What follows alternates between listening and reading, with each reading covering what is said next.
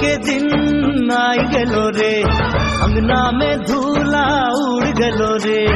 फगुआ के दिन आई गेलो रे, अंगना में धूला उड़ गेलो रे। रिझे रंगे हासे सबाई नाच लागछे,